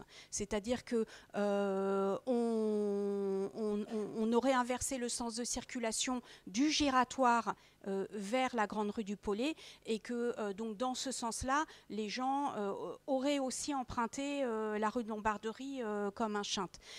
Donc ça, on l'a entendu plutôt. Enfin voilà, on est toujours évidemment, comme il a été dit, à l'écoute de vos suggestions, et parce que c'est vous qui vivez le quartier au quotidien. Donc pour l'instant, enfin cette proposition n'a pas été retenue. Par contre, le fait qu'on éteigne le feu tricolore au carrefour, c'est déjà un élément, on va dire, qui devrait inviter à ne pas pratiquer le chinte, parce que ce qui s'est passé pendant les 3 semaines, c'est que les gens, ça les énervait de voir le feu rouge alors qu'il n'y avait pas de circulation qui venait en face, et du coup, voilà, on connaît un peu les réactions.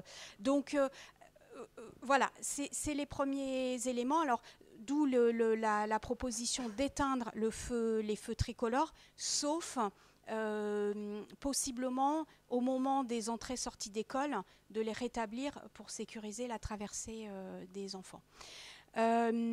Après, c'est vrai que par rapport aux aménagements que j'ai pu vous présenter par ailleurs, rue de Lombarderie, on a un petit peu du mal, parce que c'est exactement ce que vous avez dit, c'est une rue tellement contrainte, tellement étroite, que par exemple, vous proposez de mettre un coussin ralentisseur, c'est pas techniquement, c'est pas une bonne idée, et en termes de nuisance sonore, là, c'est trop encaissé.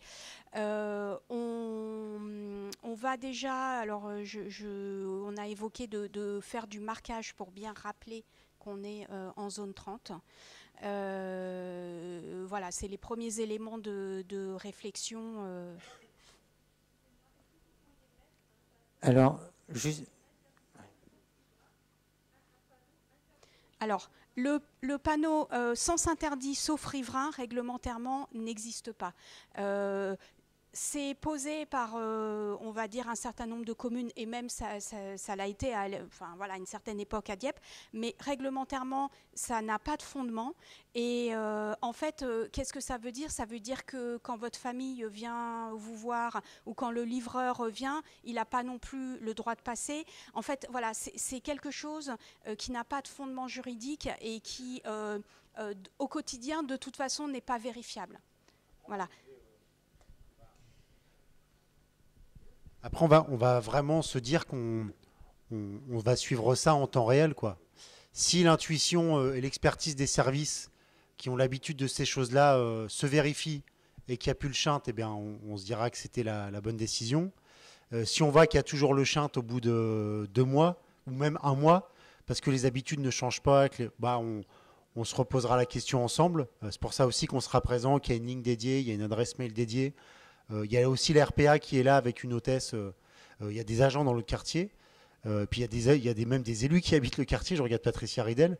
On avisera et on prendra de nouvelles décisions si c'est nécessaire. Et pour le bus, c'est une super idée d'alterner.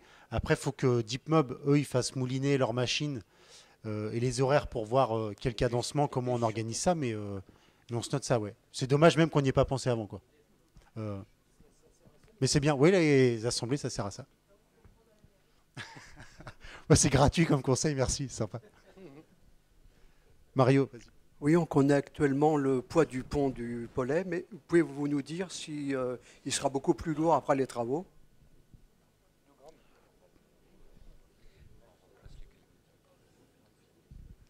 Parce que comme c'est du béton fibré qui va être mis à la place des caillebotiers en ferraille. Oui, tout à fait. Donc il y a forcément un petit écart de poids.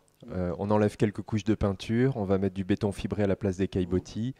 Le poids sera forcément un tout petit peu différent, mais sur un ensemble de 840 tonnes, ça ne va pas jouer beaucoup. Par contre, c'est sûr que l'entreprise qui va faire la manœuvre inverse de celle qu'on a vue tout à l'heure, il faudra repeser le pont, il faudra redéterminer le centre de gravité, il faudra reprendre à zéro, quoi. Et vous avez déjà fait du béton fibré sur d'autres ponts en France? Moi, j'en ai fait, oui, déjà, oui. Et ça ne bouge pas? Oui, non, ça ne bouge pas. C'est des dalles préfabriquées. C'est des dalles préfabriquées, d'accord. Bon, je vous remercie. Mais je vous en prie. Oui, bonjour, une question. Sur le plan de la passerelle, j'ai vu qu'il y avait un accès par des rampes, mais est-ce que ça sera le seul accès? Est-ce que les personnes valides vont être obligées, j'ai vu qu'il y avait une épingle à cheveux, est-ce qu'il y aura un escalier pour les personnes valides de prendre la passerelle au droit de la passerelle?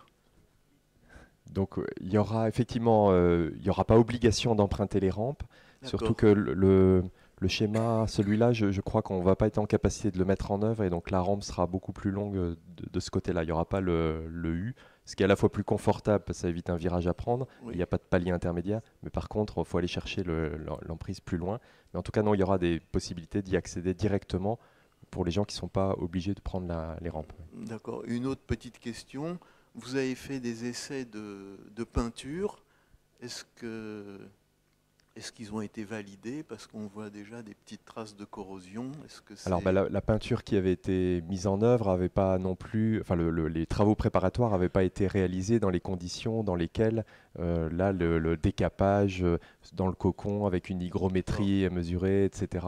On sera dans des conditions, c'était plus un essai de couleur, de convenance qu'un essai réellement d'accroche du produit sur l'acier. Et juste une petite question, la passerelle va être manœuvrée comment? C'est un moteur ou une grue? C'est un moteur électrique.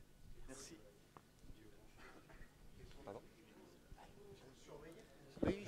Oui, et c'est juste un sujet que j'avais déjà abordé lors de la précédente réunion concernant les randonneurs non diépois, parce que les diépois, ça ne vous a pas de problème, notamment du GR21. Lorsque la passerelle fonctionnera, la passerelle temporaire fonctionnera, il n'y aura pas de problème, ils la verront. Mais par contre, ce n'est pas sûr que les gens qui n'habitent pas Dieppe savent qu'ils seront gagner la rue Robbe et puis se balader par là pour trouver la passerelle Amiral Roland. Donc, est-ce que vous avez prévu un système de pancarte sur lequel nous, au nom du comité départemental de randonnée pédestre, on pourrait nous poser nos balises autocollantes?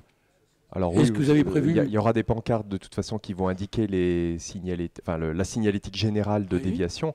Là-dessus, aller coller un petit panneau, un petit autocollant, je pense que c'est... Ça ne posera pas de problème, c'est simplement pour des questions on aussi... vous fera pas de procès. Sans problème, du moment qu'il y en a l'accord, oui, on vous donne l'accord.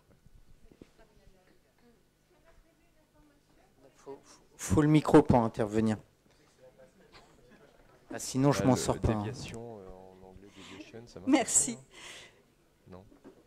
Moi, c'est à nouveau une question sur les bus, je suis désolée, mais plutôt sur le réseau nomade, et notamment les transports scolaires qui vont jusqu'au lycée Angot. Qu'est-ce qui est prévu comme nouveau plan de circulation?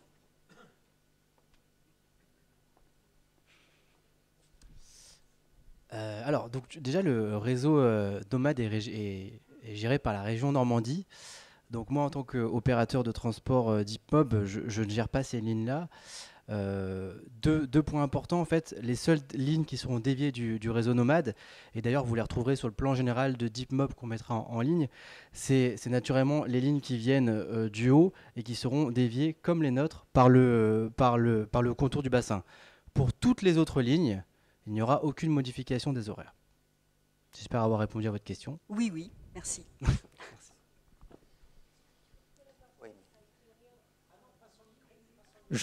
Oui, alors, il y a plein de mains qui se lèvent. Petite précision, j'essaye de donner la parole à des gens qui ne l'ont pas encore pris. C'est pas que je censure, c'est que j'essaye de te la faire tourner. Oui, j'avais posé déjà la dernière fois cette question qui ne semble pas avoir d'écho. Quand on arrive de la gare maritime, qu'on arrive dès en ce moment, mais ce sera toujours le cas après, quand on arrive au pont Colbert, il est très difficile de pouvoir passer, emprunter le pont, parce qu'il y a un stop, il n'y a pas de feu, et les gens ont priorité quand ils arrivent de Neuville, ils ont priorité un peu de partout, et on est toujours très ennuyé. Je pense évidemment un petit peu égoïstement à moi, parce que j'habite dans le coin, mais je pense à tous les Anglais, par exemple. Quand ils arrivent du bateau, quand ils arrivent là, ils doivent être drôlement kikinés pour arriver à passer au pont. Donc, est-ce qu'on pourrait profiter de ces travaux pour aménager quelque chose? Je ne sais pas quoi, d'ailleurs, parce que ça ne me paraît pas évident, mais pour qu'à l'avenir, ce problème puisse être réglé. Alors, en tout cas, pendant le chantier, donc j'ai essayé de présenter tout à l'heure qu'on aménageait un giratoire à l'emplacement, enfin au carrefour, qui est positionné juste devant le pont, et donc ça va faciliter. Est-ce que ce rond-point sera laissé ensuite Je me tourne plutôt vers le service de la ville qui c'était pas nécessairement okay. On va déjà voir si ça fonctionne. On va déjà voir si ça fonctionne pendant les travaux, et puis ça permettra. Bon, on a 15 mois devant nous peut-être pour voir la façon dont ça fonctionne. Oui, bonsoir. Est-ce que vous avez une idée sur le nombre de voitures qui passent tous les jours sur le pont Colbert en moyenne, pour savoir quel sera le nombre de voitures à dévier?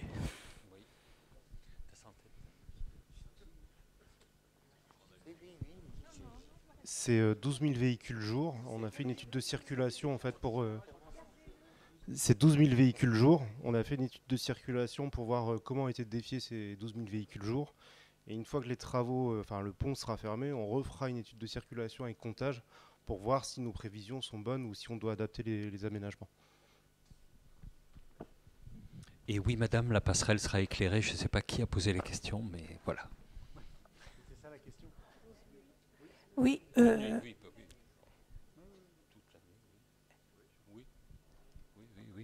Oui, comme l'éclairage public à minima, oui, mais non, toute la nuit, ok. Oui, je me demandais combien il y a de stations de taxi à Dieppe. Moi, je suis piétonne, donc il y en a une que je connais bien, c'est celle qui est à côté de l'Office du tourisme. Mais est-ce qu'à Neuville, il a déjà été envisagé d'en installer une, ou ça existait par le passé? Il y en a une, place Henri Dunant.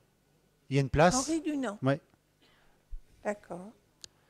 Ok. Il n'y a jamais de taxi. Si vous les appelez, ils viennent. Après, les taxis, ils attendent là où il y a le plus de flux, c'est-à-dire à la station en cœur de ville, quoi. Ils ont besoin de gagner leur croûte. Il y a d'autres questions? Oui, Bruno, je te vois traverser. Oui. Oui, moi aussi, bonsoir. Oui. C'est une petite question aussi pour les Anglais, pour les gens qui prennent le ferry et qui arrivent tard la nuit, par exemple à 4 h du matin, et que le pont Colbert est fermé, et si la passerelle est fermée aussi, est-ce qu'il va y avoir des signalétiques pour les gens? Parce que moi, il nous est arrivé de voir des gens où le pont Colbert était fermé avec leurs valises, en train de chercher en pleine nuit à 4 h du mat'. Est-ce qu'il y a quelque chose de prévu pour ces gens-là, en fait? Ou des femmes seules qui se retrouvent à 4 h du matin, anglaises, perdues à Dieppe en pleine nuit? Alors, DFDS, l'opérateur transmanche de la DSP, va communiquer auprès de ses clients. Et moi, ce que je souhaiterais, c'est qu'on ait une offre de transport à la sortie du ferry, On a écrit au président de l'Aglo dernièrement. TUG, il y a des représentants de TUG, là, je les ai vus, au fond, nous avaient écrit également, et on a quelque chose à construire, et à mon avis, c'est pas très compliqué. Voilà. Donc DFDS va communiquer auprès de ses clients, et en plus, on a quelque chose à construire.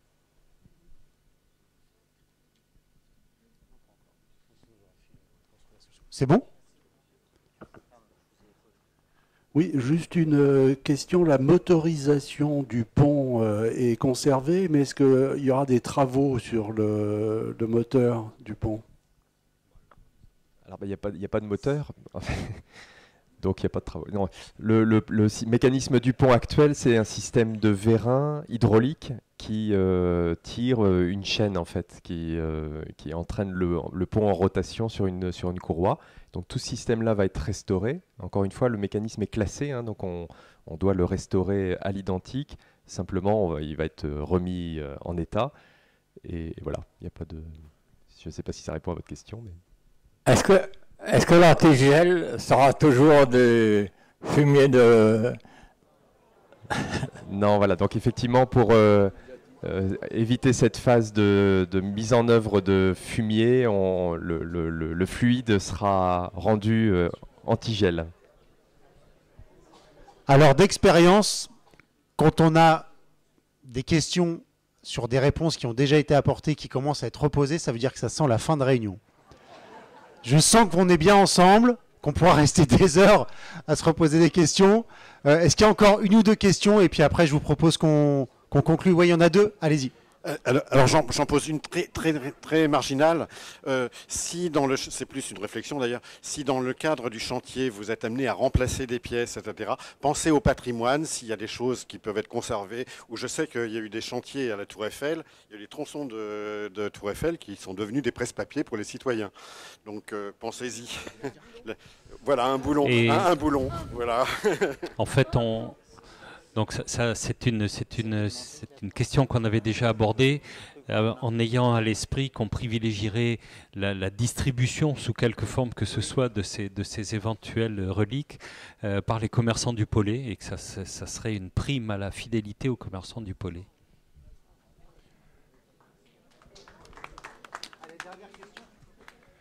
Bonsoir. Monsieur Dess, tout à l'heure, vous avez parlé du vent. Une personne, enfin tout du moins une personne vous a parlé du vent. Je pense qu'il y a des moments, l'anémomètre qu'a pris vos relevés, là, il ne fonctionne pas.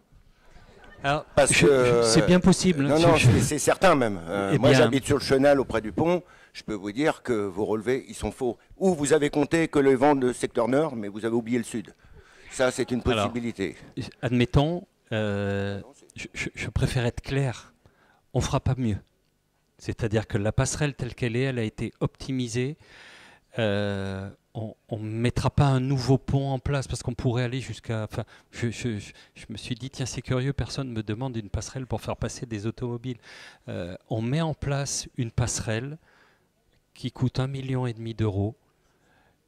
Elle est calculée pour 50 km/h. On n'a pas calculé en fonction du nombre de jours où on aura 50 km/h. On a calculé en fonction de ce qu'on savait faire pour un prix qui n'est même pas raisonnable. Voilà, non, justement, c'était ma deuxième question. Vous pensez que pour 14,6 millions d'euros, juste pour la réfection du pont, pas les aménagements de route et tout ce qui va avec, pour une passerelle provisoire, on est à 10% du coût total de la réfection du pont? C'est énorme. Alors vous savez, des réunions comme celle-ci, je ne sais pas si vous vous souvenez, alors c'est Mich qui m'avait dit on peut faire la réparation du pont pour 3 millions d'euros. Je n'ai pas chiffré, je suis très... C'est pas la réparation du pont que je trouve cher, c'est le prix de la passerelle. Je suis très à l'aise pour vous répondre, monsieur. Je suis très à l'aise. On a eu plusieurs entreprises qui ont répondu avec chacune l'obligation de nous chiffrer la passerelle. La somme qu'on a aujourd'hui est très importante, c'est la moins chère de celles qui nous ont été proposées. Donc retenez que ce chiffre-là, voilà, je ne vous l'annonce pas pour me faire plaisir, je n'ai aucun intérêt là-dedans, c'est clairement le résultat de notre appel d'offres. Bah, ça fait cher la plaisanterie quand même. Merci monsieur, effectivement.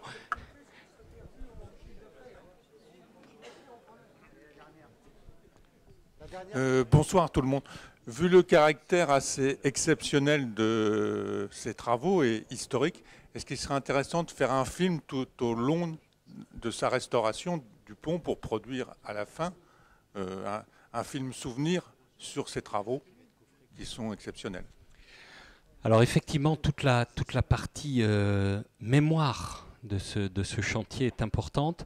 Je vous le disais, on a quand même un souci très clair, c'est que le pont va être sous cocon et sous un cocon dans lequel le fait de pénétrer dans le cocon sera soumis à des procédures qui seront drastiques compte tenu de ce qu'il faudra respirer là-dedans. Et ça sera presque un film de science-fiction qui va se tourner à l'intérieur, donc on aura peu d'images malheureusement, en tout cas pendant une partie. Donc il y a un reportage photo qui est prévu par l'entreprise. Je ne sais pas s'il y a de la vidéo aussi, mais en tout cas à minima un reportage photo qui est clairement demandé dans le marché à l'entreprise.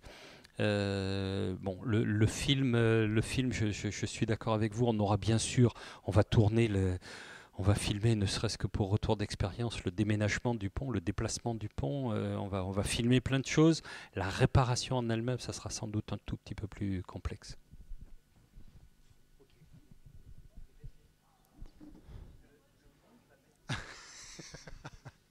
Attendez, bonjour. Avec le micro, ouais, on va vous donner le micro, vous inquiétez pas. Oui, c'était juste monsieur. Pour la communication et puis la vidéo. Le pont, il va mettre combien de temps du point A au point B, c'est-à-dire de l'endroit où il se trouve, pour naviguer? La navigation par la barge, c'est sans doute 1 ou 2 heures, mais effectivement, compte tenu de toutes les étapes et la lenteur du levage, la lenteur de la translation, toutes les précautions qu'il faudra prendre, c'est en gros une journée, quoi.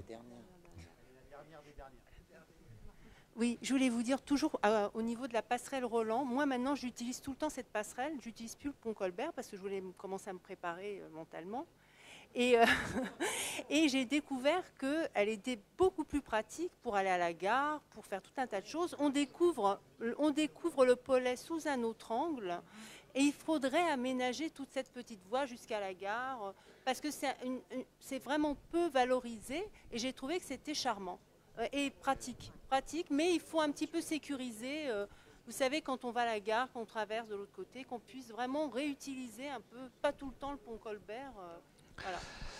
Alors merci, parce qu'on est toujours content de savoir que nos ouvrages sont appréciés.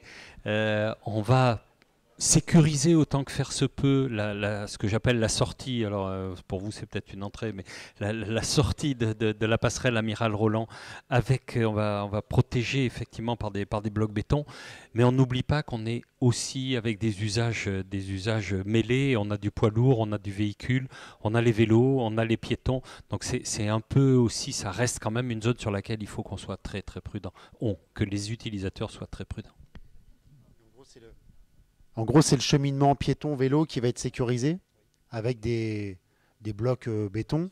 Après, si ça ne gêne pas les activités portuaires, parce que c'est aussi très important, et que ça permet à tout le monde d'être en sécurité, on pourra laisser ces choses ou avoir des aménagements peut-être plus légers. Enfin, ça va nous permettre de tester ces choses-là aussi, quoi. Ok. Eh ben, écoutez, merci. Exercice complètement transparent. J'espère que ça vous convient, nous ça nous convient. On a pris les bonnes idées, les points de vigilance à faire avancer si nécessaire. Et puis belle fête de fin d'année si on ne se revoit pas d'ici là. Et misez sur vos commerçants, continuez à aller chez les commerçants du Pollet et de l'île du Pollet.